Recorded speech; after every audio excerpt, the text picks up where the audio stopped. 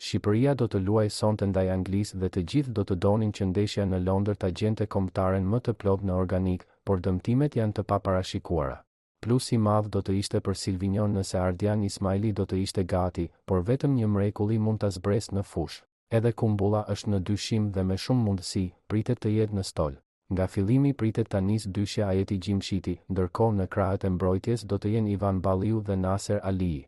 Stafi teknik do t'i besoj së njëjtës mes fushë që prej shumë ndeshjesh ka krijuar një kimi me njëri tjetrin. Kristian Aslani, Qazim Laçi dhe Ylber Ramadani mendohet ta fillojnë nga minuta e parë përballjen kundër Anglisë. Ndërkohë, në pjesën e dytë, gjithmonë në varësi edhe të rezultatit, pritet që minuta të ketë edhe për Medon Berishën, kur një prej mesfushorëve, si Laçi apo Ramadani të jetë konsumuar plotësisht. Yasir Asani nuk del ndonjëherë jashtë planeve të brazilianit dhe krahu i djathtë do të mbulohet nga ai.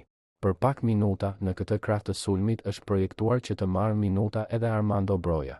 E njëjta gjë edhe në nga e majta, teksa Bajrami pritet titullar dhe pjesën e dytë mund të rezervohen minuta për Ernest Muçin.